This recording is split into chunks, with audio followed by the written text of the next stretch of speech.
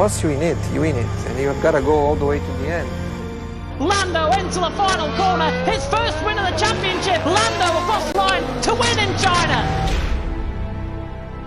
Because you commit yourself to such a level where there is no compromise. You give everything you have. The strategy paid off. He had one of the best hits I've ever seen on the medium tires. Nick Phil wins the Monaco Grand Prix. Deep in towards the final chicane. Rudy's trying to go for it on the inside. There's still both wheels of Wills. Old School's gone round. Oh my word! And you need more than anything a very clear mind to understand exactly when is the moment to be aggressive, when is the moment to be calculated. He's spun. Brendan's spun. Oh, wing damage! Oh, Brendan's out! He's out of race! Oh my god, he's out of race!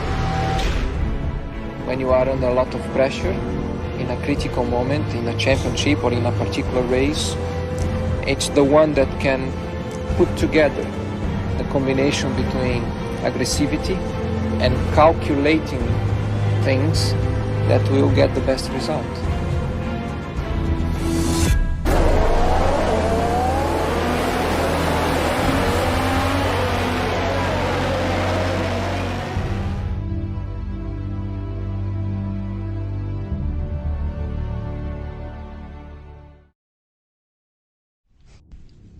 Good evening, everyone. Welcome back to the League of Europe. We are here for round number 1, finally, of Season 7. Of course, my name is Jacob, taking you guys through this, as always, and joined along myself, as always, as well. It is the wonderfully talented Daka. Dan, how are you doing this evening, my friend?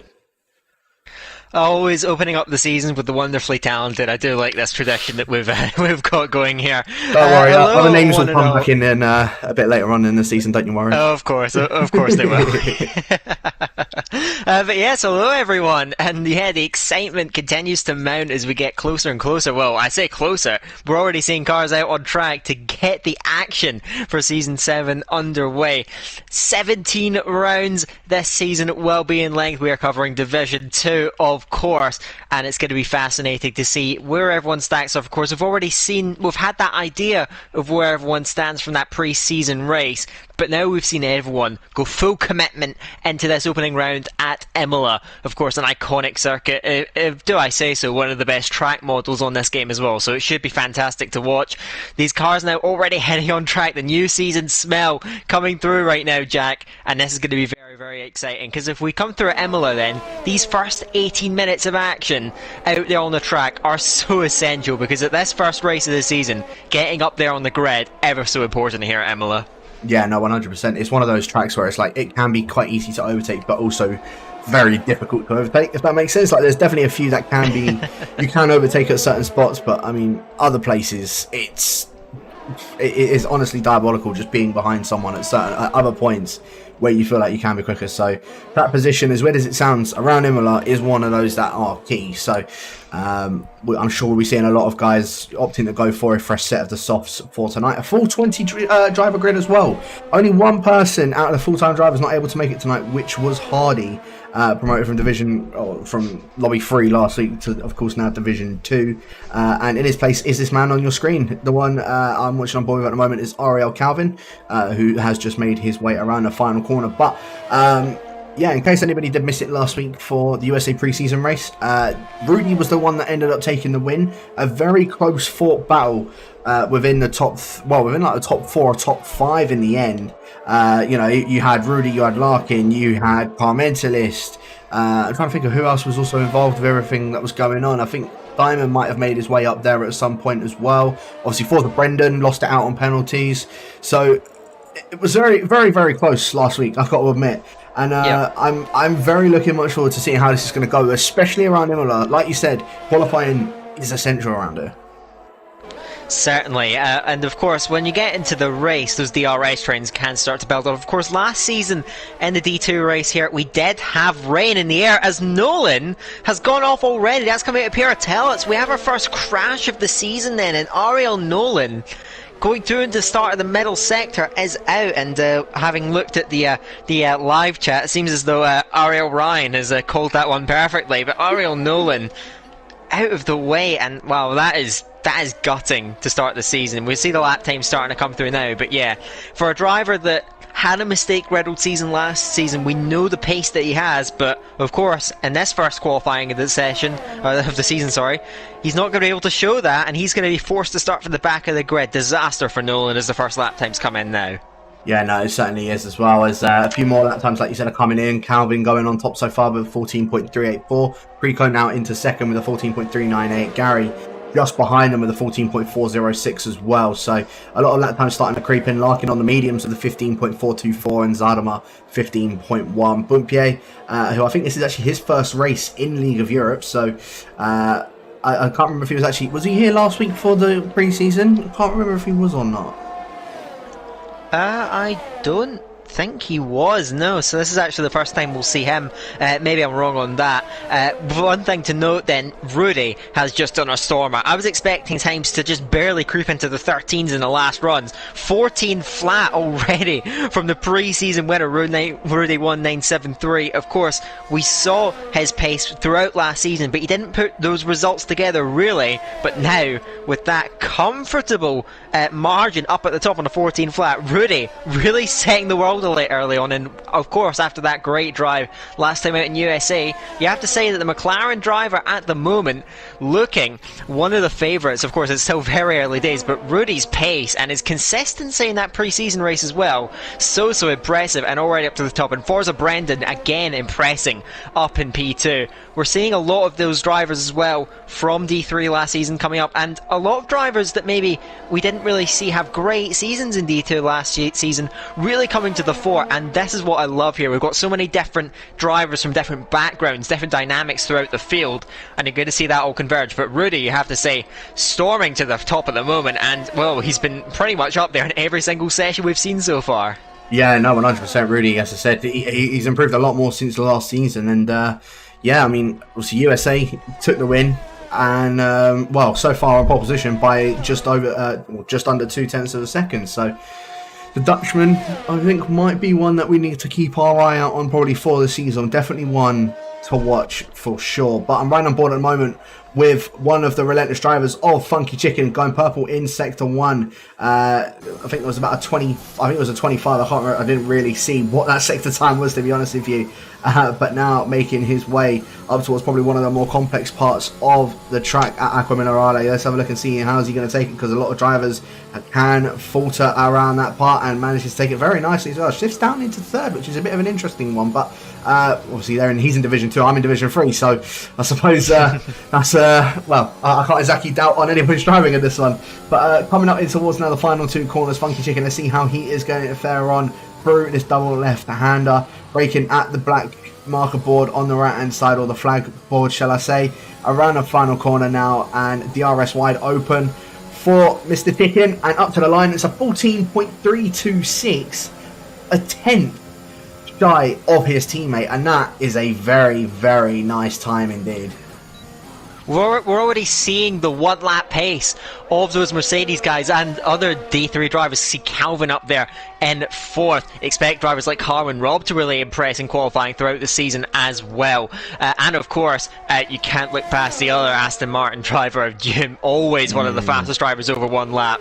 There is no doubt about that. So those are the kind of specialists you're going to see. And I think that besides that, there's also a lot of race specialists throughout the field as well to balance that out. It's going to make things very interesting. I've noticed Nathan JB is on a flying lap because his second sector time is so impressive. So the McLaren driver, this could be a stormer. Up to the line now, crosses, goes second, 1:14.1 to making a McLaren 1-2 early on. So those guys setting the pace, and he's pretty much a full tenth of a second ahead of Forza Brendan. So it's McLaren, Mercedes early on here. And again, it's some of those qualifying specialists you're going to see up at the top here, and of course we'll see if the race specialists can make up for that later on. But it's going to be interesting because one thing to note, of course, we saw the race that we had last season. It was won by the man I've just gone on board with, Ariel Car Mentalist. This guy is not renowned for his qualifying pace, but wicked fast around this Imola circuit. So I'm expecting big things from him, as well as pole time was a 14 flat last season. So Rudy on top there, but Car Mentalist, even though he's not traditionally one of the fastest drivers, around Imola he's always one of the ones to watch. Yeah, no, he certainly is as well. So, yeah, I mean, like I said, big time win last season around Imola. Yeah, I think that shocked a lot of people in Division 2, including us two as well. So, I wonder if he's going to try and go for the two-peat for that one. As I said, last week at USA, he was in that battle with the top, with the other top guys. As I was just on board with Diamond, he was a tenth and a half up on his time, but he's actually just backed off after the chicanes. So I wonder what had happened with him, because he would have been up there for probably almost around West Slash, maybe even Gary. I know it had been only like 2 positions, but unfortunately for him, he's now just sort of backed out of that. Probably going to just make his way into the pits and go again. I may have just been told, I don't know if this is true or not, but at the end of this qualifying session, there could be rain. So that's probably explaining why pretty much every single driver is out on track at the moment, as Diamond's actually going again. So we'll go back or check back in with him a little bit later on, as Gary, a 13.985, the first one into the 13s. Slash puts it on the second with a 14.069, and I think we're going to start to see a lot more quicker times come in. I'm right on board at the moment with the other Irishman, the Forza Brendan, making his way up towards the line now. DRS wide open for the Irishman. Is it tipping Gary's? No, it isn't. So there's this little Irish battle that's going on at the front of the grid, and I think this is going to be a very, very interesting race. If these two are the ones starting on the front, I think all hell's breaking loose. You can see the cloud as well really beginning to come over the track, so these guys don't have much more left. But Gary, a huge lap, and it is that Irish battle that I think we're going to be keeping an eye on all the way throughout the season. Colin Robin, Aston Martin, just coming out of the second Ravazza to the line, goes 9th, 14.4, exact same time as Carmentless, jumps him, I imagine, by virtue of 10,000th of a second, going down to that decimal point. So yeah, Gary, big lap then, and these guys don't have much more time. You can see it's getting darker over the circuit, and Jack, you have to say, really, as it continues to cloud over, there's only a matter of time until any attempts at trying to set a fastest lap are null and void, and you're not going to be able to get those laps in. So these guys have to try and get out there before that rain starts coming down.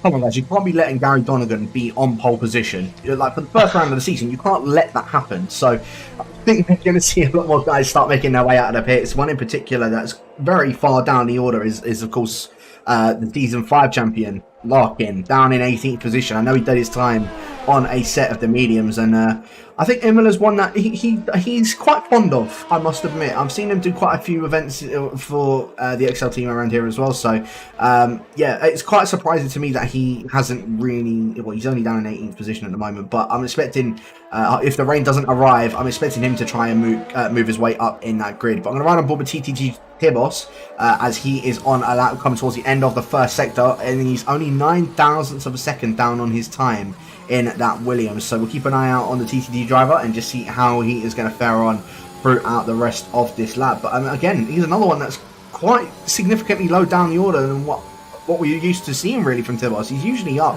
within the top 10.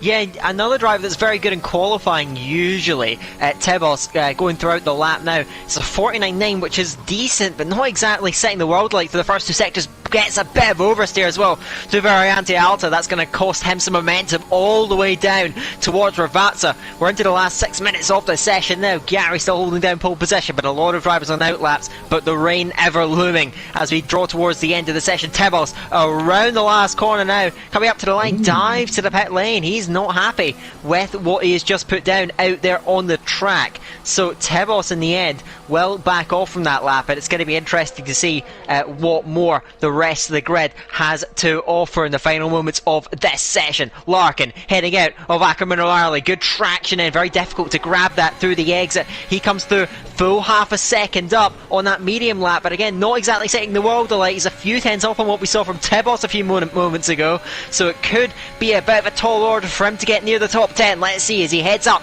towards Ravazza on the downhill, breaks his lazy dares, gets as close to the white line as he can. Now on the throttle on the exit, too early on the throttle and wide and invalid. He dives to the pit lane, but will he have enough time to get back out there before that rain starts coming down? Nathan JB out of Ravazza, coming to the line then, the shortest possible run he can take. He's fifth at the moment, crosses the line, goes into pole position by 200ths of a second. Nathan JB steals the limelight, steals the top of the order, so he has made that statement of intent towards the front as the fog now begins to roll over the circuit. So it's becoming cloudier and cloudier, darker and darker. Nathan has done that lap at the perfect time. The question is now, can anyone else get that as it continues to darken? The rain is ever threatening. These guys need to get the laps in now and under such pressure as the session draws near the end.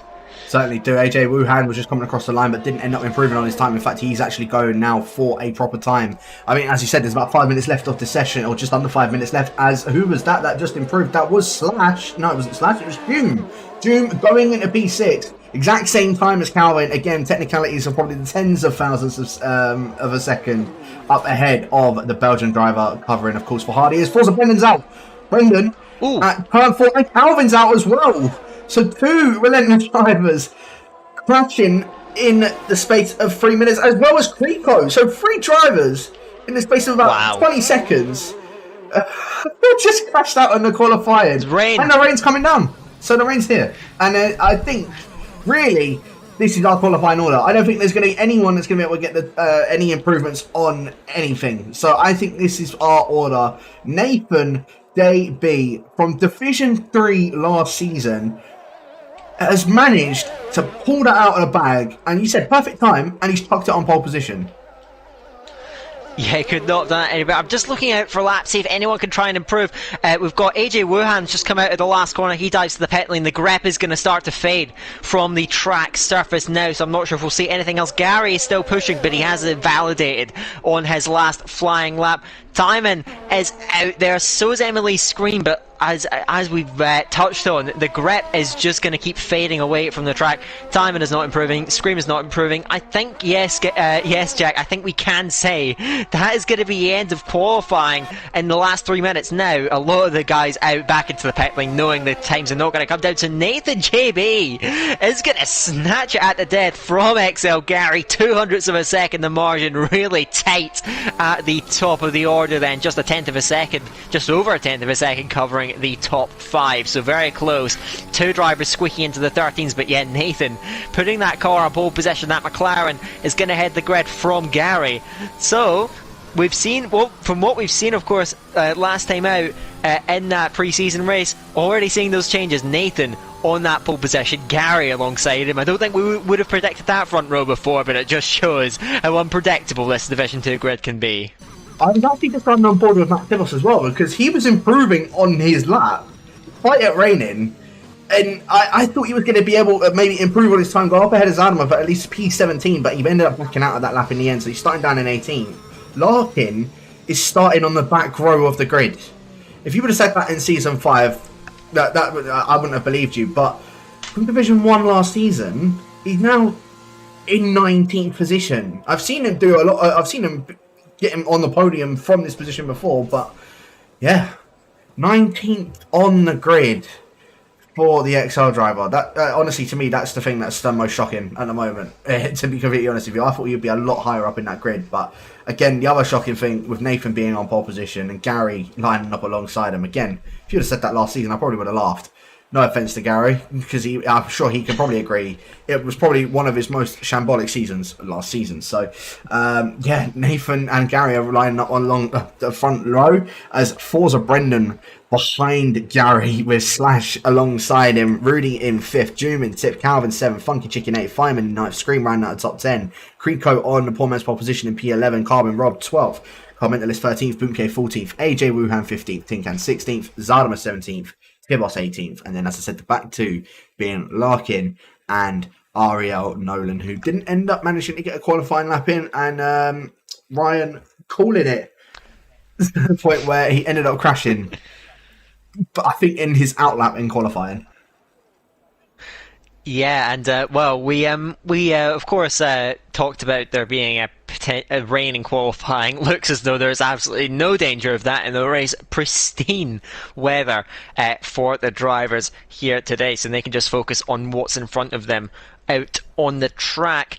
So it's going to be very interesting to see how things are going to unfold. Of course, the first time these guys are going to go out at it in a fully competitive race and see who is going to come out victorious in the end. Of course, qualifying very important, but the race can certainly shake up the order. One thing to note about this track, DRS trains. The DRS on that main straight is incredibly powerful.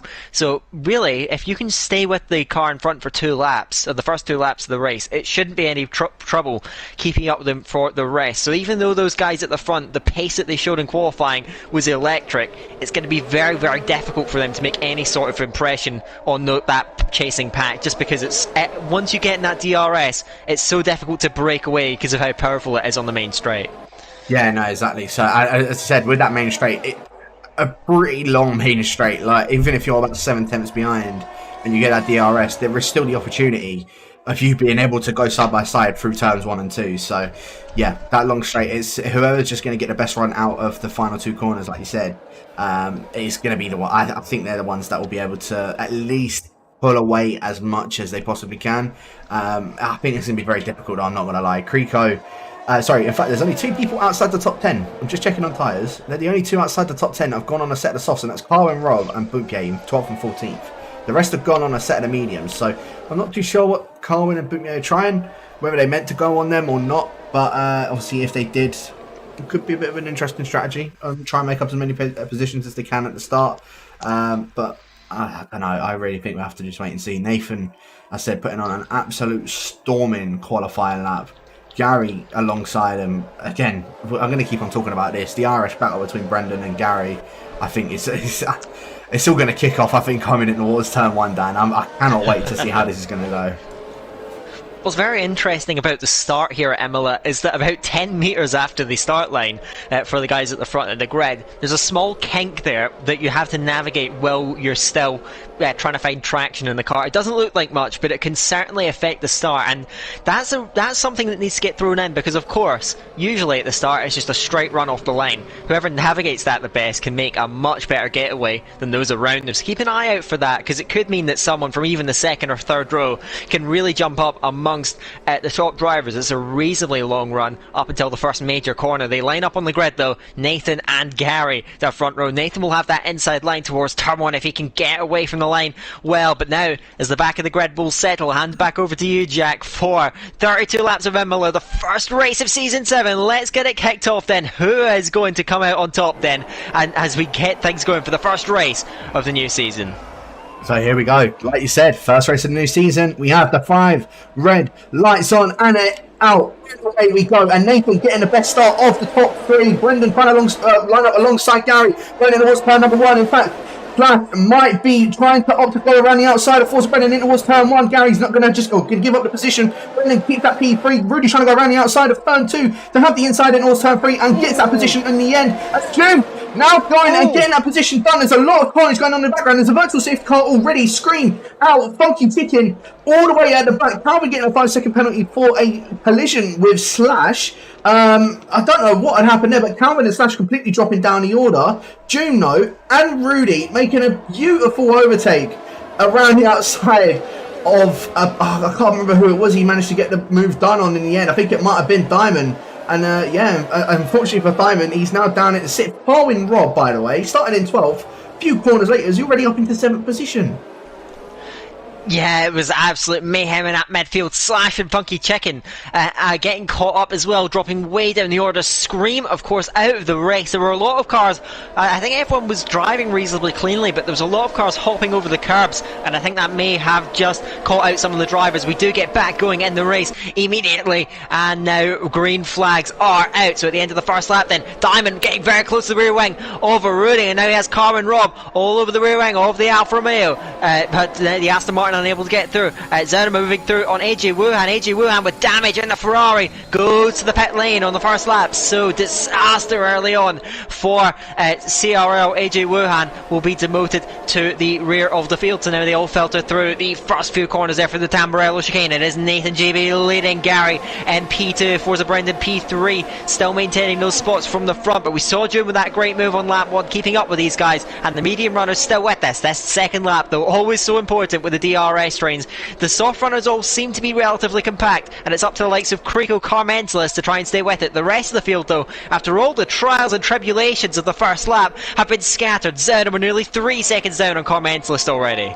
Yeah, the spinner as well at the exit of the hairpin. That is TTG Slash. He's having, his race has gone from bad to worse since lap 1, having that spin at that hairpin. Calvin as well getting a move done on Tinkan, as well as Tibos, I believe, getting a move done on Larkin, and Carmentelis and Crico both changing positions after Aqua Minerale. I don't know what happened with Crico, but he's just gone very wide at the exit of the chicane as well. So Carmentelis now up into 9th, the leading medium runner. Being able to keep within the DRS is so crucial within this as well, especially if you're on the harder compactor tyre. Of course, no DRS until this lap coming, as you'll be able to see it very shortly after the fastest laps have disappeared. You'll see it, DRS will be enabled. So Nathan still managed to lead at this moment, Gary in 2nd, Forza Brendan in 3rd, and well, I say it in 3rd, I think we've mispronounced it, Gary in P2 and Forza Brendan in P3 for the Irish boys.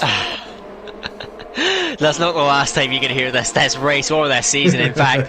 There's no doubt about that. But yeah, those three seem to be very comfortable at the front. Hume, a little mistake there at the Toza hairpin, has Rudy all over his rear wing. As it stands right now, Carmentelis, the leading medium runner, just slipping out of that DRS range at the moment. The softs aren't particularly great in race trim, but the mediums can also be a bit sketchy in terms of grip, so that's going to be interesting. Calvin moved up past Zerma, of course didn't have the best of starts, now trying to recover from that, has a 5-second penalty to his name, trying to get himself up towards those tail end of the medium trade, trying to make his way through at the very least. Up at the front though, Nathan is looking to try and make a bit of a break. Gary having to deploy that battery a lot to stay within that range. He's already quite far down on battery as it stands right now. Forza Brendan, on the other hand, looks really comfortable behind the Red Bull. I don't think you'll see any moves here down the main straight, but Gary will be saved, of course, by that DRS. Just manages to keep that alive, but that is going to be key throughout this race. As Carmentelis, the fastest lap, actually gets back onto the back of the train, so great job from him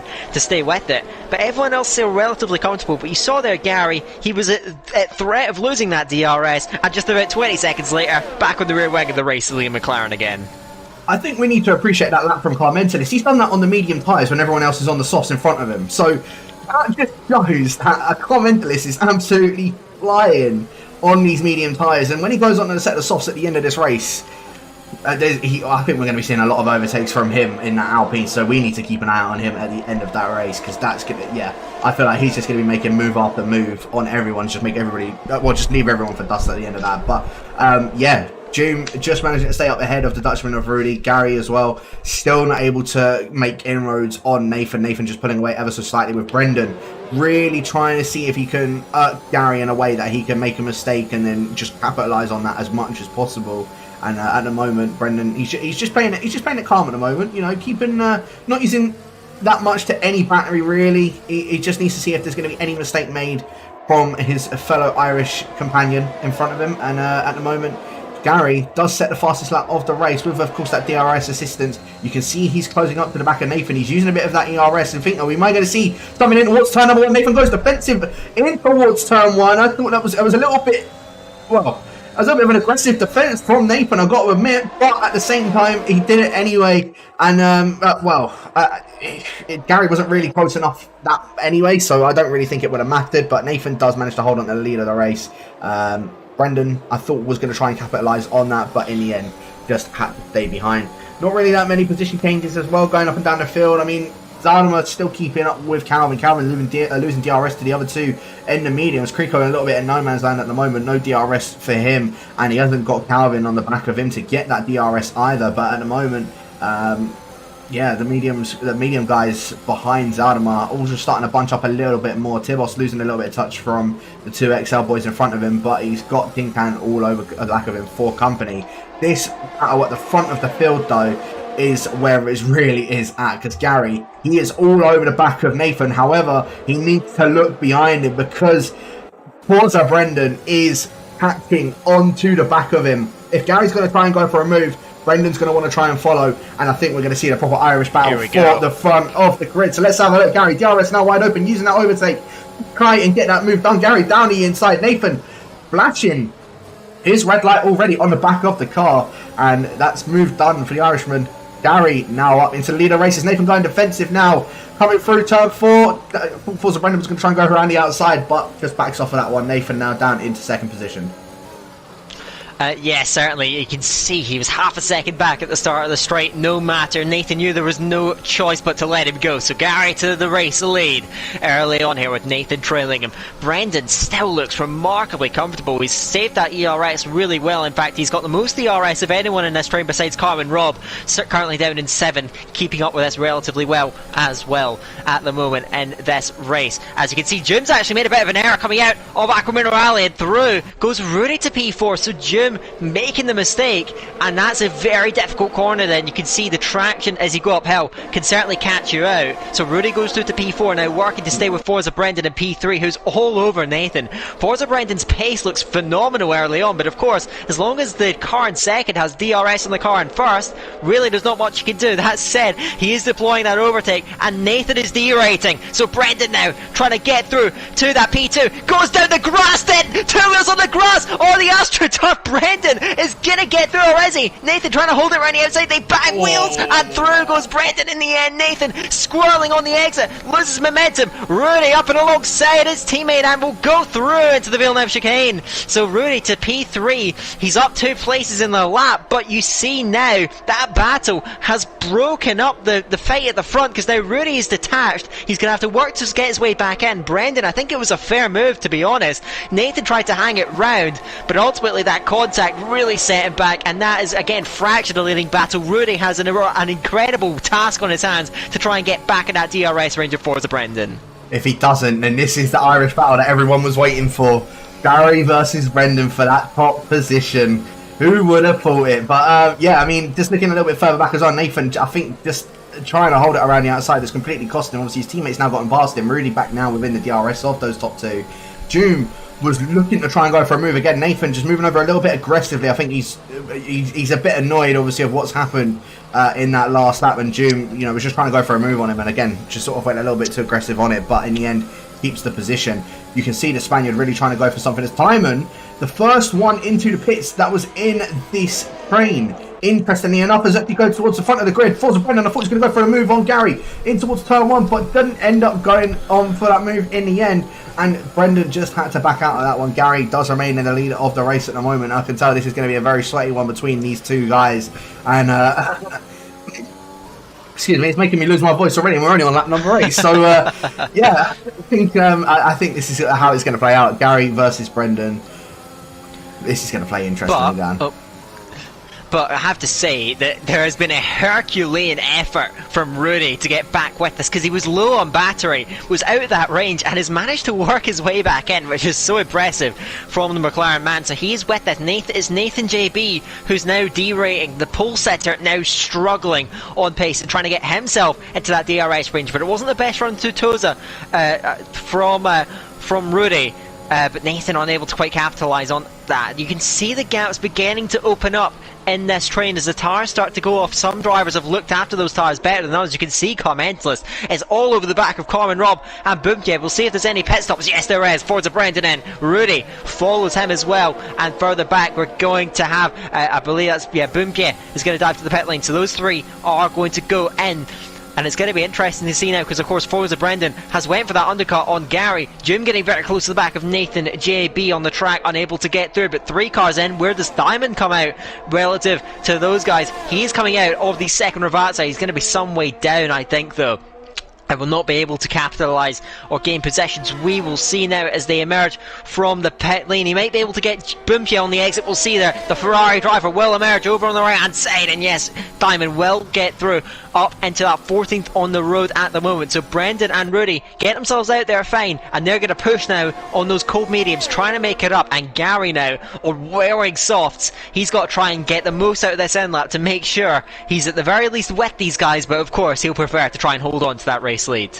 Yeah, he needs to push. The Irishman needs to try and get that overcut done on Brendan and Rudy. But the undercut on this game has been proven to be very, very powerful, I suppose. I don't know if that would be the right words to use, but we'll go with it anyway. The undercut, it can be very, very good around here. As June picking up a 3-second time penalty. The 2 Aston Martins picking up now penalties as Gary is in. Nathan is in. June, interestingly enough, stays out. as Carwin his Robb teammate. also stays out. So both of the Aston Martins, I don't know why they've stayed out, because Car Mentalist on these medium tyres could be about to attack the Welshman just up in front of him on his older soft tyres. As in fact, yeah, no, Car Mentalist does just back out from that one, so it just remains behind Carwin at the moment. As there's been a spinner a little bit further down, that is AJ Wuhan down now into 19th position. Very unfortunate for the CRL driver in the Ferrari, now gone around. I think that was at the exit of Aqua Minerale as well, so yeah, very unfortunate for him. As we look further down, Gary has been jumped by Brendan and by Rudy, and I thought Rudy was going to go for the move on Brendan coming in towards turn 1, but the Dutchman had to back up from that one. Brendan is now in the net race lead, Rudy is now in second, and Gary in a net third place. Makes this very, very interesting, as Nathan 2.5 seconds behind Gary, and Diamond, I think we're going to see try and mount an attack on Nathan very, very soon. Yes, certainly. So let's see how this is going to work out in the end as they all filter through the Piratella corner. Of course, with these two Aston Martins, they've stayed out this long, and of course, Carwin Robb, you suspect June must come in this lap. He's sliding out of advance, and no, he stays out again. Carwin Robb will go in, so June is really stretching this quite remarkably far. Of course, it will give them better tyres, but the soft's deteriorating.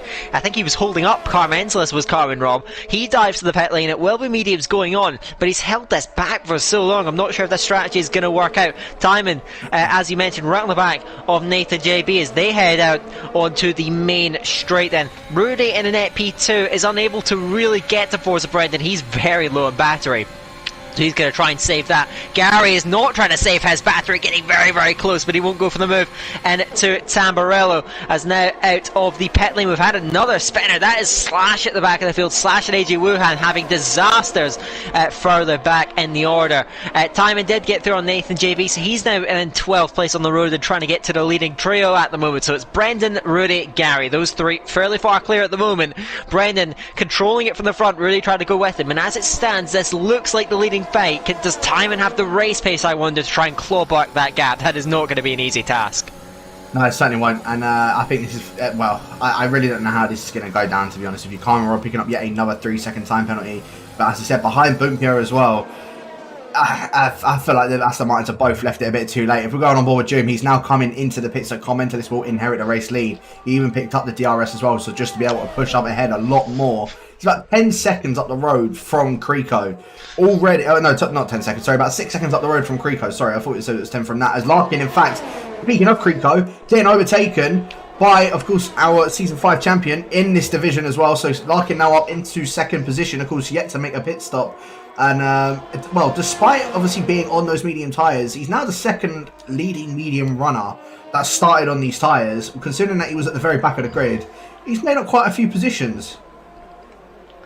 Yes, certainly. He's making good progress out there on the road as it stands right now. As Carmentos picks up a penalty, so we're just talking about his race pace. That's not going to help his case one bit.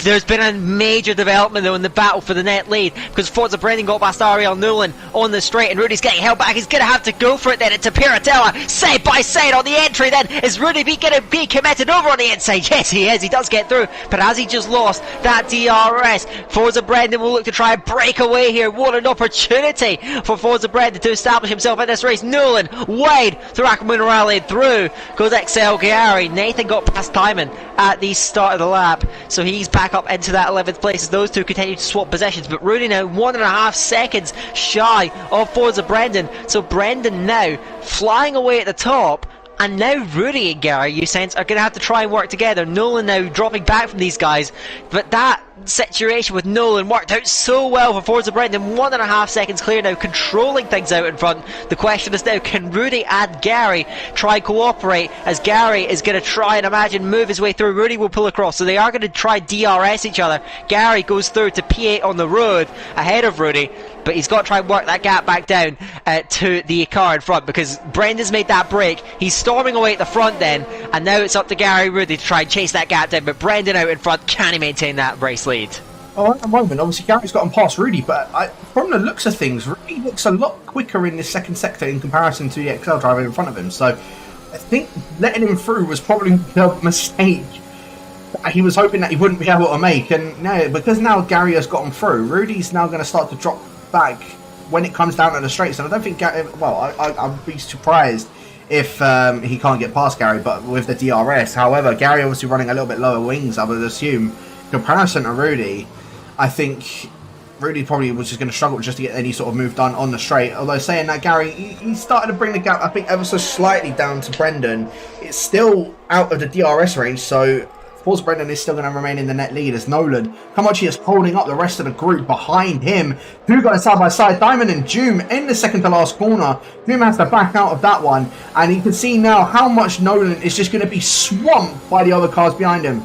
DRS now wide open for Nathan. Nolan, he's just going to sit in the middle of the track, move over to the right-hand side. Nathan gets the move done. Diamond going to follow through as well. As in fact, he touches the back of Nathan. I don't know what is going to be happening with that one. I think he might have just given Nathan a tiny little nudge, but Diamond manages to get the move done. June cannot get the move done on Nolan, and he might even try and do it in towards the chicane. Nolan's going to go defensive on the chicane, and you can also see his teammate Colin Rob going to go down the inside of June. At the start of that chicane, Nolan goes off track, comes back on track, almost hitting June. That's now going to allow June and Bootgate to make their way through. Nolan now just dropping now down into 15th position, and that's just a ton of time lost for the house driver.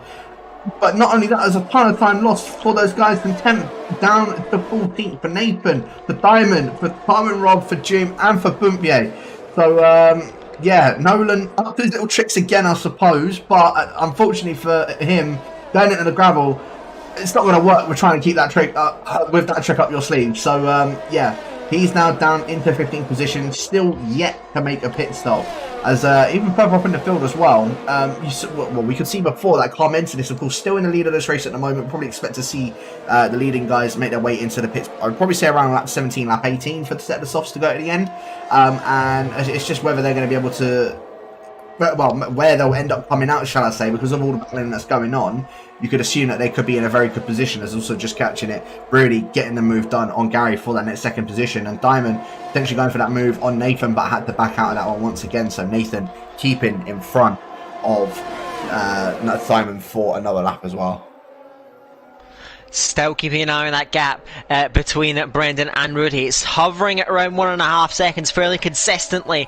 Of course, Rudy will be hoping Gary saving that battery, trying to get his jump through, and that's how these guys are going to try and make their work happen. Brendan just has to keep this pace up. He's also burned a lot of battery trying to keep these guys at bay. He's working very, very hard trying to keep that gap over that crucial 1 second, but Rudy is just inching away at that gap very, very slowly. Gary, in fact, struggling slightly to match this surge from Rudy, and has he just been broken now? So Gary now burning a lot of that battery, trying to get himself back in then. It's just under 1 second now. Has he just managed to save it? I think he might just have managed to keep DRS, but Rudy is flying really, really strong pace at this stage in the race from Rudy, and Gary having to give everything to stay with him as another penalty for Carmen Robb, again setting him back in this race. He's up behind Diamond on the track at the moment and trying to attack that Alfa Romeo, and the attack is going to come through now as he goes to the outside towards Tabarello. He's going to get up right up towards Nathan as well. God gets tagged on the entry. They come together, Diamond and Carmen Robb, and the Aston Martin spins around. I think I should have been watching on board with Diamond to see what really happened there, but Carmen Robb tried to storm on the outside, nearly looked as though he was going to get 2 and 1 at one point, but the contact came, and it was certainly the Aston Martin that came off worth. Carmen Robb being relegated down the order. And again, so as a story of Carmen Robb's entire career, amazing pace, a really good promise in the race, but ultimately penalties and incidents just setting him back, and now in 16th place he'll be hoping for any miracle he can to get himself back up there. Yeah, he certainly will. Very unfortunate for Carmen Robb. I don't know, of course, what had happened, so I was riding on board with Carmen Robb as well. So I don't know if that was the case that Diamond ended up tagging the back of him. It did look like it, just from how Carmen Robb ended up spinning around, but I really don't know. We have to maybe see that from Diamond's point of view. But yeah, Carmen Robb now down into 16th position, about 10 seconds off of, about 12 seconds off of where he was battling originally. So very unfortunate for the Welshman. Now got it all to do to try and make something at least worth it to try and get some sort of points. But a little bit further up the field, Rudy, Gary, once again, still both going at it. Rudy is starting to gain a little bit more now towards Forza Brendan. 1.2 seconds is the gap, and you can see the Irishman out in front there by all three of these guys. Excuse me, D-rating as well. So it's just down to pure pace on who's going to be able to catch up with where. And at the moment, Rudy, I think, is looking the quickest out of the three of them. Brendan, at certain times, is looking a bit quicker than obviously Rudy as well. But at the moment, overall in Imola, I think Rudy is the quickest out of these three. And he's starting to make that gain, almost teetering on the edge of DRS of Forza Brendan. Yeah, that gap continuing to fluctuate though throughout the rest of the lap. It's further up ahead. It's Tebos round.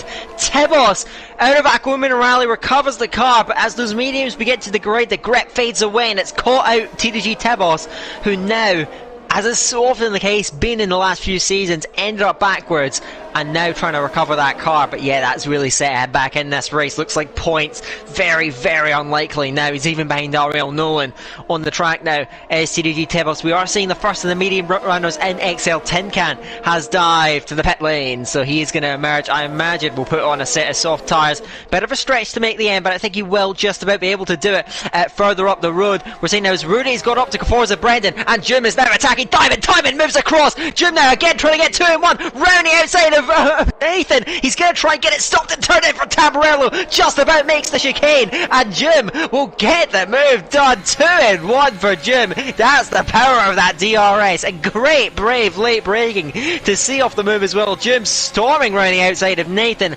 and Timon. And even if you're third in the train, Jack, if you use your battery, you commit to it, you can grab 2 places on the straight then. And Timon, in the end, you have to say, was really caught out then. Jim storming round the outside and seizing 2 places. Great stuff from Jim. He's up to 8th on the road. A lot of people are going to be happy to see that Jim has just done that. He's now starting to make his way back through the field, and I think we're starting to see resemblance of the old June make his way back into this one now as well. Gets the move done on Diamond, gets the move done on Nathan. 2 into 1 corner and gets himself up into 8th position. Of course, he has got that penalty, so he'll still be losing the positions to Nathan, Diamond and Boom here at the moment. But unless, of course, they do pick themselves up any sort of penalties. Larkin into the pits now from 2nd position. So one of the first ones in the front of the medium train, or the medium runner, should I say, to come into the pits. Calvin Robb, yet another 3-second time penalty. But let's have a look and see where Larkin's actually going to come out. I think, well, I can imagine this will be just around where Calvin is, as Calvin's on the set of the mediums. Larkin, you can see, just making his way out to the end of the pit box, and in fact, Calvin's gone quite a bit clear from him. Calvin Robb, 5-second penalty for speeding in the pit lane. Are we going to see the Welshman retire? We certainly are. So, yeah. Our second retiree of tonight, unfortunately, being Calvin Robb. Yeah, very unfortunate for him. He was running very well, and then, of course, that had happened between himself and Diamond. Again, may have to see Diamond's point of view, but very unfortunate for that one. Nathan already, by the way, dropped out of DRS from June, which is very, very interesting to show the pace that June, the Spaniard, is going at. He's trying his utmost to get within those, to catch back up to those top 3 guys. Obviously, drop them as much as they can with that penalty he has in his hand, but he is doing so well catching up to these top 3. I think he's the quickest one on track right now. Well, don't forget, that overcut, which actually didn't cost him that much in the short term, and now long term is working out a treat for Jim, as now we're seeing the bulk of those medium runners come in, only Zauderer staying out. Carmentalist, you imagine, will come out just a few seconds behind the back of that train where Bumpia is, so he's going to try and make up. Of course, he does have that penalty to his name as well. Timon, you imagine, is going to cruise past Nathan JP, as you said, Jim is just cruising his way up the road. Rudy as well has gone past Forza Brendan for the lead, in terms of net possession at least, so he leads Forza Brendan and Gary. Timon from Nathan Bumke then going throughout the track, so Timon did get through. Commensal is just out in front of his teammate Calvin, and now he's going to try and work his way up towards that group of 3, and I say it is a group of 3 now because Jim has managed to just about escape. Timon trying to get back to him now, putting his own injection of pace into the track as well. But as we mentioned then, Rudy to the front of this battle for the net race lead. It is Rudy from Forza Brendan from Gary. These 3 running line astern at the moment. Rudy has looked the quickest on these medium tyres, but it's not over yet. Forza Brendan has led most of this race. Gary has the youngest tyres of the trio and still right there. So really, it's hard to call a winner at this stage. Each of these 3 has driven brilliantly, been the class of the field today. Now Rudy does lead Brendan and Gary. Of course, these guys probably just going to trade positions when they feel not going to race too hard until we get to the last few laps of the race. As Zerma now leads, goes to the pit lane, so we'll see the last of the pit stops now in this race. So really now to the true race lead now from Forza Brendan. Brendan will not get close enough to attack, but I think these guys are all just waiting. It's Gary looking at the inside, braking very, very late to Tabarella and the Irishman side by side through turn 1, 2 and 3 then. Gary trying to seize the initiative, gets a nose in front towards Villeneuve. There's nothing to separate them into the second chicane, and Brendan has to get out of it. Gary faced the hard charging move to the inside, seizes P2 on the road from RL Forza Brendan, but he is dropped out of the DRS range of Rudy, so Rudy now is going to try and make the most of this opportunity, try and break away. Gary working to try and get back to him. Brendan was caught out there. Gary slips through into P2, but the question is now, is Rudy going to be able to escape here? 1.2 seconds of the gap. This is huge for both Rudy and Gary then. A lap time battle between them to try and break away or seize DRS in Gary's case. What a battle this is between these two boys as well. Oh, this is going to be so interesting towards the end of this race as well. Looking a little bit, we missed it a little bit further back as well. June made a mistake. Diamond and him were both side by side as well, coming up through the chicane. Through the hairpin at the end of sector 1. So June ended up staying up in the up ahead of him in the end, and he's now starting to gain back on the back of Forza Brendan. Gary's starting to lose touch now a lot more with Rudy. Rudy is just sailing off into the distance, and as I said, I don't think this is the end of this battle between these two Irish boys. I think Brendan, he wants a bit of vengeance on Gary, and it's a proper Mercedes versus Red Bull battle as well between these guys. As Carmentis gets the move done on Boupier into just before turn number 1. So Carmentis is now going to start making his way through the field. He's got 3 cars just in front of him. Of course, he also has that penalty to his name as well, and I think he's got the most DRS out of this little train as well. So Carmentis is going to try and go for some sort of daring moves. Is he going to be able to get them to stick though? That's the real question.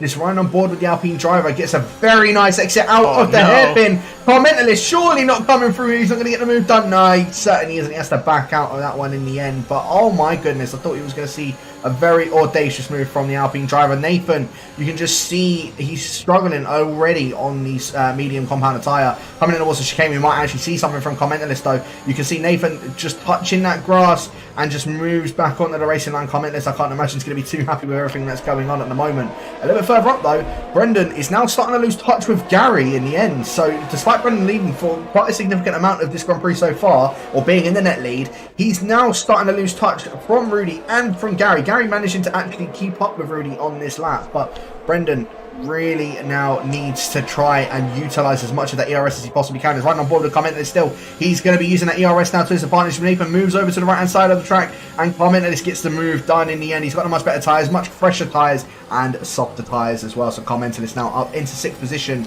2 more cars to go, and then he's got about a 5-second gap to try and catch up to his top 3. Has he got the pace and the tyres to do it? I personally think he could do. However, he's got that penalty to his name, so that's going to let him down. As he goes down the inside of Diamond in towards the hairpin, gives him a minimal amount of space and gets the move done. Carmentis, he's using these tyres as much as he possibly can and gets the move done in the end. He's now got June in front of him, and then he's got about a 4-second gap just to try and close up to his top 3. Carmentis is on it right now. Timon made a slight mistake through Villeneuve, and Carmentis filled that gap on the inside straight away. That was brilliant racecraft from Mario Carmentis. Diamond picks up a penalty and a lap of double blows for the Dutchman now in 6th place on the road and with a penalty to his name. Nathan JB will look to jump him. He will look to try and keep it clean as well. So Carmentis now surely will look to establish himself on the rest of these guys as they come over the line now to start the 24th lap of 32 at the Imola Grand Prix. Fastest lap, Carmentis. He is flying. He comes up to Jim, and Jim surely is not going to fight it. Carmentis to the inside will cruise through. Nathan JB on timing as well makes the place on the road to 6th. But Carmentis, what a run of laps we've seen. The soft tyres that are coming in, and this has all been set up from those laps at the start on the mediums. Another guy that showed great pace on the mediums, of course, was Larkin, and now Larkin himself, as Jim gets a penalty, Larkin is caught up to this train. He's seen Carmentis bulldoze his way through them. Can he do the same now as he comes up behind Bubke? Let's keep our eye on actually, because he's all over the back of him.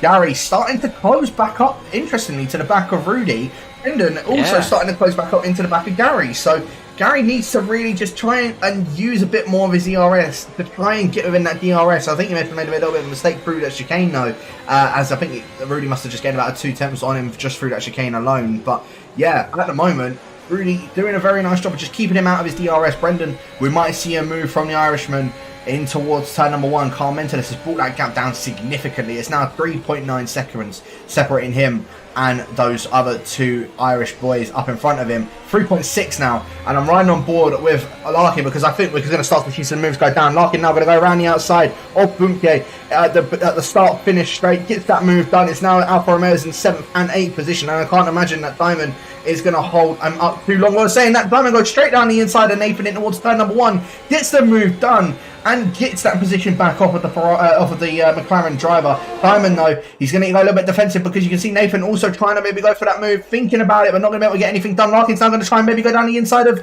Nathan in towards the hip, and he goes for it. Tries to do what Carl Mentalist has done as well. He's still going to be side by side with him. Nathan got a bit better traction coming out of it, however, and Larkin's just going to have to stay down in 8th position at this moment. But Larkin, I don't think this battle is going to be over. Larkin, you can already see he's trying to just find any inroads possible on Nathan. Surely not up into Aqua Minerale. I think he's going to have to back out of that one. However, Feynman goes completely across the track. Or off of the track, sorry, through Aqua Minerale. So I'm assuming that might be a warning for the Dutchman through that. But yeah, very interestingly now, Diamond needs to try and help out his teammate here. And at the moment, we've obviously given Nathan DRS. It's not particularly helping.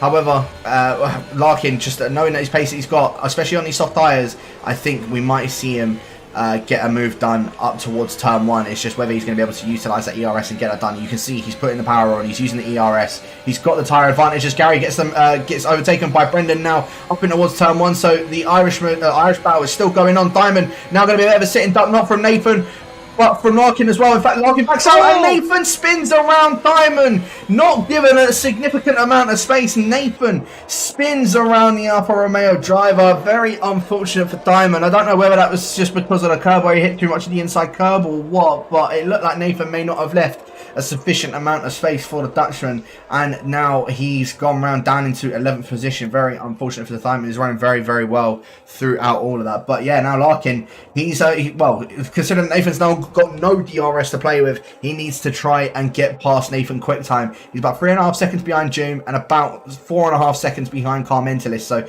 with Carl Mentalist obviously having that penalty, Larkin no penalty at this present moment, he can still get the jump on the other soft runner as Joom. Yet another 3-second time penalty, so definitely get the jump on Joom. The amount of penalties that Joom's picked up, I think it's now 9 seconds to the Spaniard's name, as there's been a yellow flag a little bit further behind. That is Tinkan. I don't know what that was, maybe just, did he let Zadama go or something for that P12 position? I'm not too sure what happened there, but yeah, Larkin all over the back of Nathan. I think this move is going to be done in towards turn number 1 here, Dan, and you can see how much he's closing up, even further up in the field as well. Gary and Brendan both also going side by side. We're going to go on board with this one, actually. The 2 Irishmen going at it through turn 1, through turn 2. Gary's going to have the inside for turn 3. Gets the move done in the end. 2.5 seconds now separates him and Rudy. Brendan weaving in the back there. I don't think he was too happy with that one with his fellow Irishman. And yeah, Gary just having a little bit of a weave himself as well. But Larkin got the move done in the end on Nathan. 2.5 seconds now separates him and Joom. 5 seconds now separates him and Carl Mentalist. So he needs 2 seconds on the Alpine. And you can start to see, with all the pattern going on between the 2 Irishmen, Carl Mentalist is now in the shot. Of course, Carmentalist with 3 seconds of time penalties, but nevertheless, he's going to try and fly up to these guys because you never know. One of these guys could pick up a penalty as well. A couple of warnings for Forza Brendan, a couple of warnings for Gary as well. So these guys both up against it. They're going to have to keep an eye out, make sure they are not picking up that last warning to get a penalty. As Nathan JB has just done his first penalty of the Grand Prix, and with Creco now beginning to make inroads on these guys, he could look to try and jump a few spots as well. So look at these medium starters now coming into play, but look now further back is Carmentalist closing down on RL Forza Brendan and Gary. Now surely now Rudy 2.6 seconds clear at the front of the race, looking very, very comfortable. All the battling between those 2 Irishmen has allowed him to just make that break, and it's looking like it could be another triumph for the McLaren man as he pulls clear at the front of the race from Gary and Brendan and now Carmentalist. Could you imagine If Commentalist didn't have a penalty, what we'd be saying about this emergence from way down the grid then? He's made his way up in traditional Commentalist fashion, now up behind the guys that were fighting for the lead so early on, looking for a way through. Gary, Brendan, Commentalist, that's that train, but you have to say Rudy. In this medium stint, he's just looked a bit of a cut above the rest. He's 2.5 seconds clear. Now with just under 5 laps to go, he just needs to make sure he's not picking up a penalty, and he's just keeping it clean with no mistakes. That's what he's looking out for, because I suspect those guys in 2nd, 3rd and 4th in the last 4 laps here, Jack, I reckon they're about to go to war. It's definitely looking like it. I'm running on board with Commentalist, of course, in this Alpine car as well. The Red Bull and the Mercedes out in front. The Mercedes and the Alpine will have the DRS. You can see the red flashing lights looking like Christmas all over again on Brendan and Gary's car. You can see Brendan pointing up to the back of Gary. Gary's going to go defensive on the inside in towards turn number 1. His Commentalist going to try and follow it. No, he's just going to have to back out for that one at the moment. But Brendan now up into P2. Gary now down into 3rd position. Commentalist, though, you can see he really wants to try and get this moved on to Gary. He's just edging out just to try and spot where he can maybe go for a bit of a breaking point on Gary. Maybe in towards the hairpin. Are we going to see a move? No, we're not. The Alpine just does back out ever so slightly. However, the he does hold it only just, but that's completely cost him time. Too early on the power. June now gets the move back done on him as well. Commentator's got way too eager on that power, and unfortunately for him, that's cost him completely from those other 3 guys. Even with those guys maybe picking up a penalty now, I think that's pretty much done for Commentalist. I think he's going to have to settle for 5th. Even then, Larkin 1.5 seconds behind him, so he's going to get jumped by Larkin if Larkin doesn't pick himself up a penalty either. Yeah, Larkin looking at P4 from next to last on the grid. That'd be absolutely stunning for him. Yeah, Commentalist, just as you said, a bit too over eager then. He was looking at Gary, just trying to get through, and in the end, the mistake, unfortunately, just coming out of him. 3 laps to go in Imola, and Brendan from Gary now in that fight for position 2 out on the track. Brendan just holding off Gary towards T1. Commentalist will cruise past Jim. He can still try and get P4 if he can gather himself and put the laps together. Larkin, of course, with a lap older tyres, is going to do everything he can to stay within range, just like in USA. Those guys are battling at the fringes of the top 5. Great comeback drives from both of them further down the field. You can see the soft runners coming through. Zernoa just getting through on Diamond. He goes to 11th place, somehow gets a penalty, which by his standards is a small miracle, although I guess the opposite of a miracle, since of course it's not exactly something you want to be obtaining. At the front, Rudy leads 2.7 seconds. That gap very stable to Brendan. Brendan and Gary, I think, now looking out for each other on the road. 2 laps to go, and I guess for Gary now, it's all about timing. He knows how powerful that DRS is. I guess the question is, does he try and go now on the penultimate lap, as he looks like he might be close enough, or is he going to wait and bide his time and try and get a better opportunity in the last lap, and Brendan has no chance to fight back. 2 laps to go. How's this fight amongst the top positions going to go down? Brendan from Gary over the line. The Irish battle about to reach new heights. Rudy heading for the win, but all eyes now on that fight for P2 as Brendan tries to hold off Gary for 2 more tours of the Imola circuit. See, the thing is with Gary picking it up or having that DRS, and he'll have it on the last lap if he doesn't get a move done on Brendan during the middle of this lap, Gary might have a bit of an advantage coming through the fight or coming into the final lap, because that's the only DRS point that's on this circuit is the start-finish straight. So I think if Gary does keep within, I'd say about 0.5 of a second, so half a second within his other Irish compadre, then I think we could be seeing a move again in towards turn 1, in towards turn 2, and it's going to be an all-out brawl between these 2 Irishmen. So yeah, this last lap is where things are really going to be playing into this.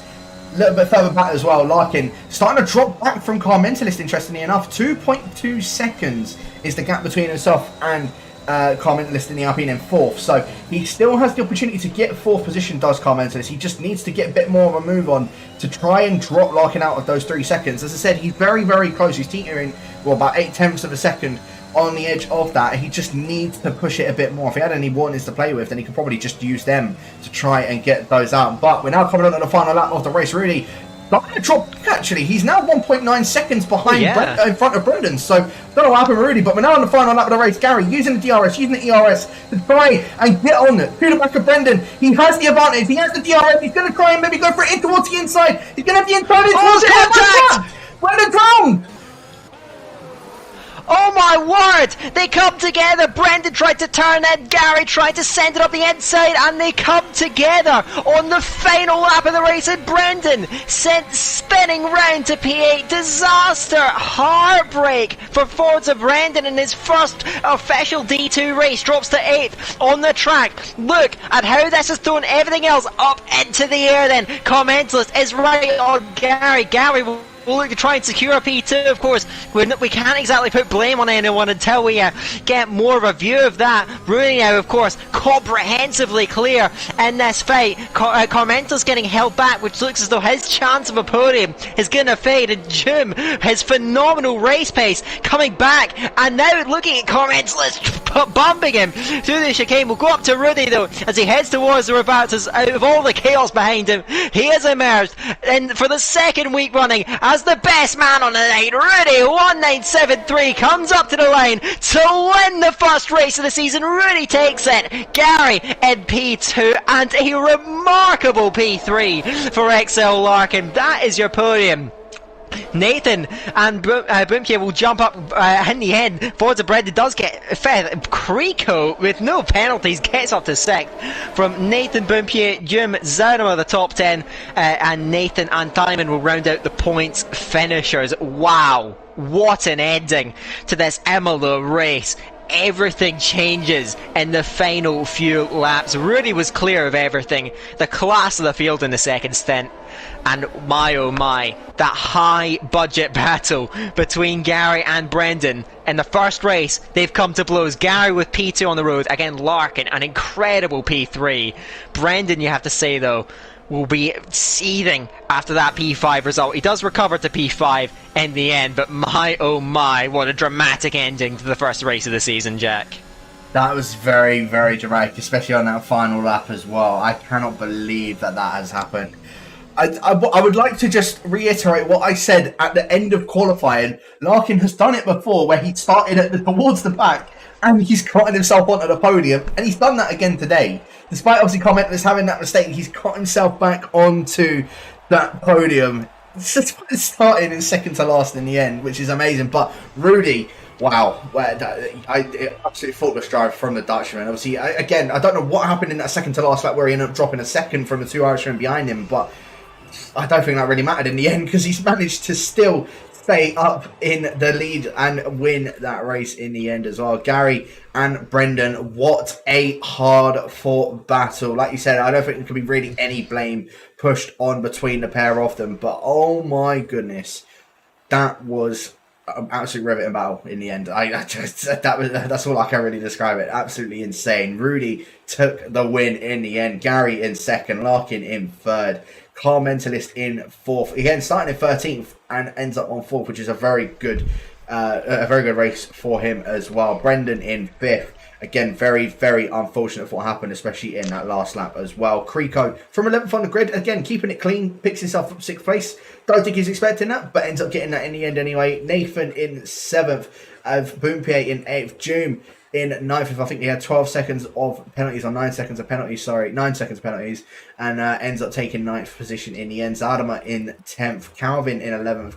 QRT Diamond picking up the final points position in 12th. And then you've got Funky Chicken, Nolan / Tinkan, AJ Wuhan, Matt Tivos. And then, of course, our two DNFers, unfortunately, of being Carwin Rob and Emily Scream as well. And like I said, that was an absolutely dramatic race at the end of that, in that final lap. That was just absolutely insane. So dramatic between the pair of them, and I really hope we're going to see a lot more of that.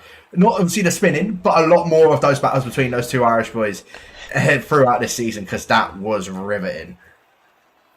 Yeah, we saw them, I think on 3 occasions we saw them go side by side through those first few corners. The first time was completely clean, no contact. Second time, a bit of wheel banging. Of course, the third time, one of them goes around.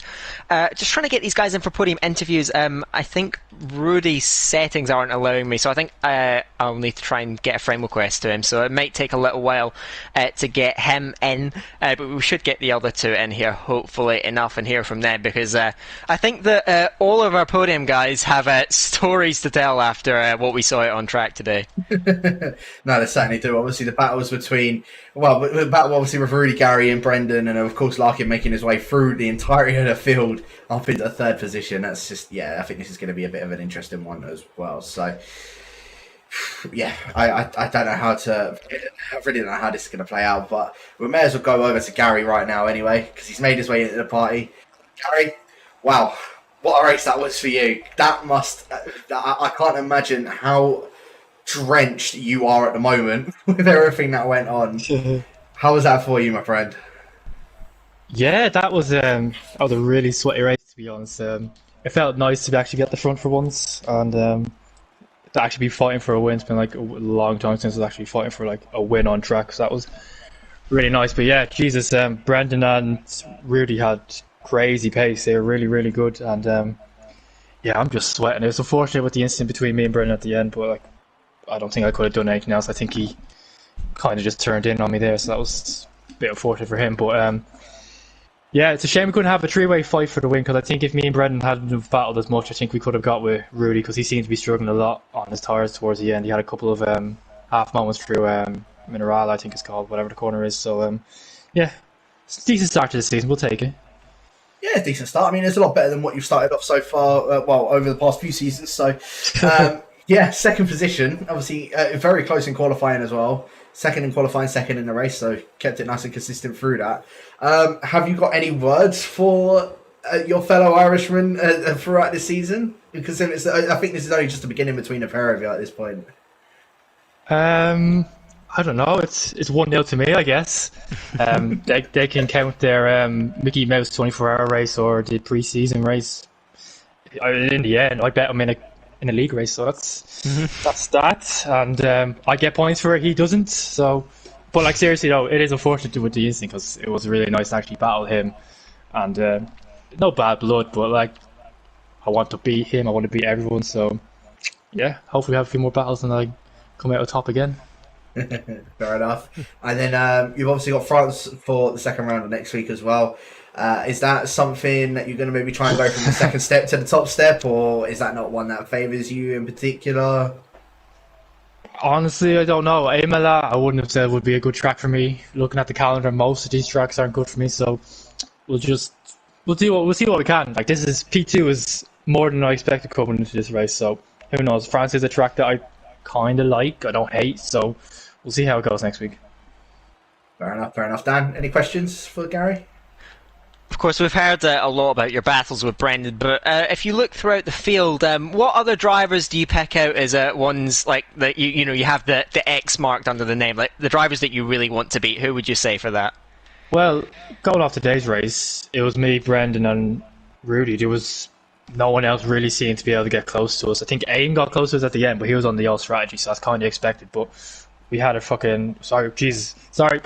We had we managed to pull away quite easy. So yeah, maybe Rudy and Brendan are the guys I want to be.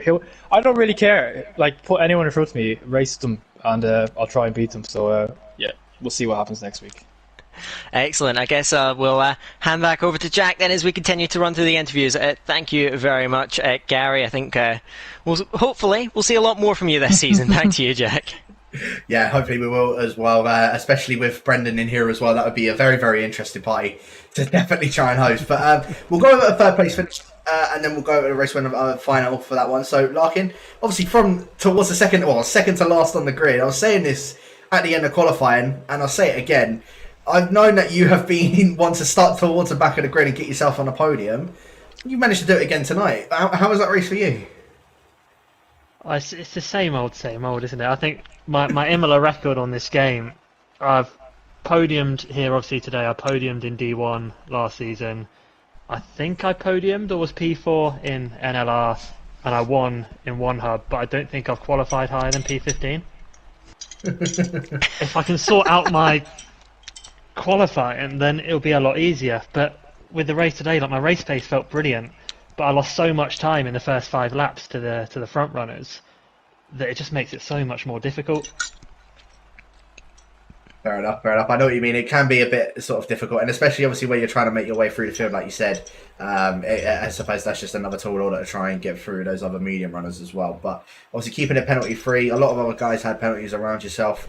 how close were there points where you thought that you might end up getting a penalty and end up losing it from that, or was you? I don't know how many warnings you ended up actually finishing on in the end, but were there certain moments where you were probably very close to a penalty and just again you just thought that you just need to keep it within the white lines at points, or was you just trying to push it as hard as you can?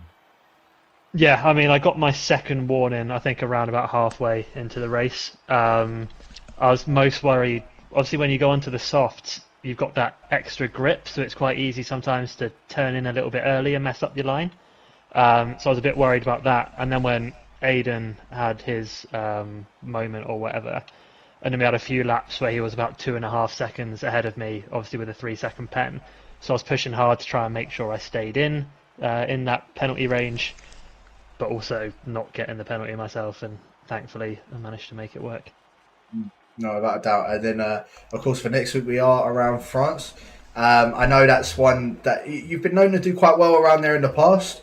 Are you hoping to get on that top step of the podium and try and obviously, well, at the moment, really looks like the man to beat. You're going to hopefully try and beat him for next week?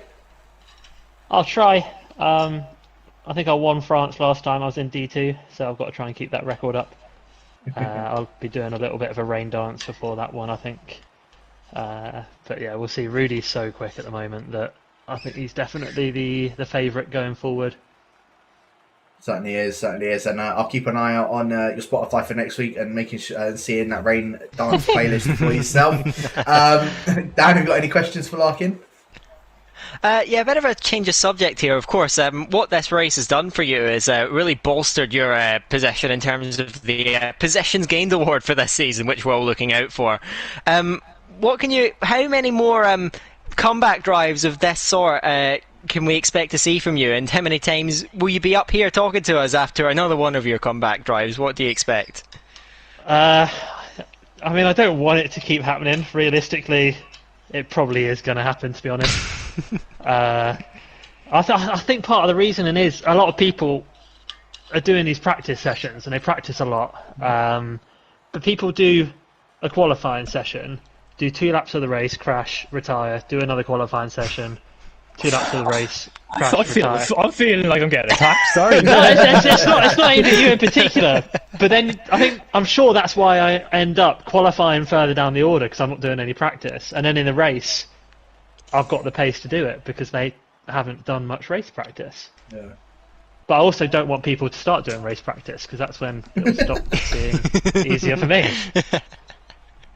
Oh yeah, certainly. We'll see how that evolves throughout the season, but I guess I'll hand it back over to you, Jack. Thanks very much, Larkin. I guess we'll now hear from our race winner once again, week after week. This man sets the world light. Back to you, Jack. We're going to hear from Mr. Rudy1973. Back to you, Jack. Let's hear from our race winner. Certainly will, Rudy. Well. 2 weeks in a row now. Of course, obviously, pre-season at USA looked like a sweaty one. This looked like it was an even more of a sweaty one to try and keep the 2 Irishmen behind. That just looked like more of a race of attrition than anything, especially starting down in 5th position. How was that race for you against those two boys?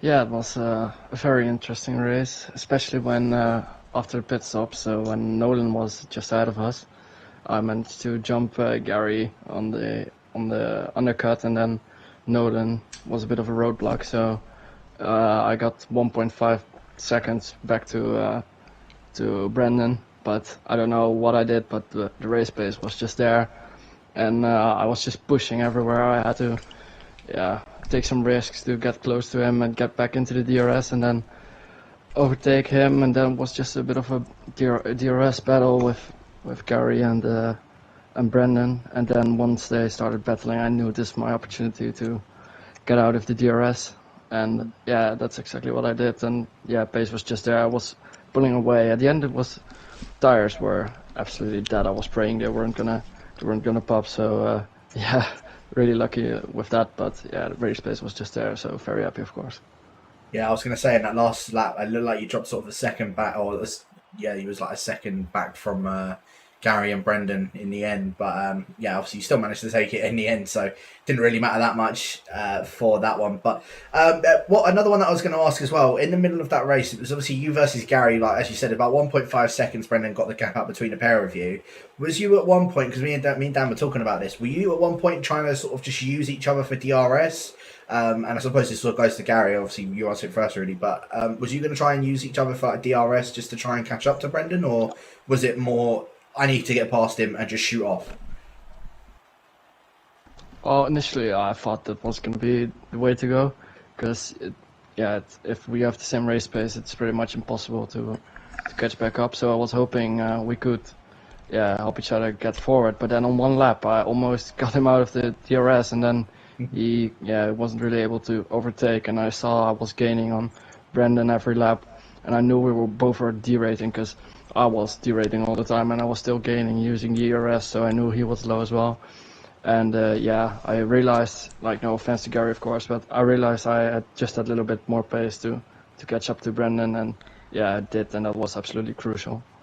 So. And same for you as well, Gary. Was that the case that you were just trying to maybe use your idiot points for, like, just to try and slingshot each other to get I think we did that. Yeah, I think we did that for a couple of laps. I think the gap, when we got bottlenecked up behind Nolan for a little, I think the gap got to like 2 seconds, and then me and Rudy just started slipstreaming each other during the main straight. I tried to do it with Brendan as well when Rudy got back ahead of both of us, but me and Brendan got into a bit of a battle. But Rudy definitely had the pace over us. I think he said himself he just had that a little bit more.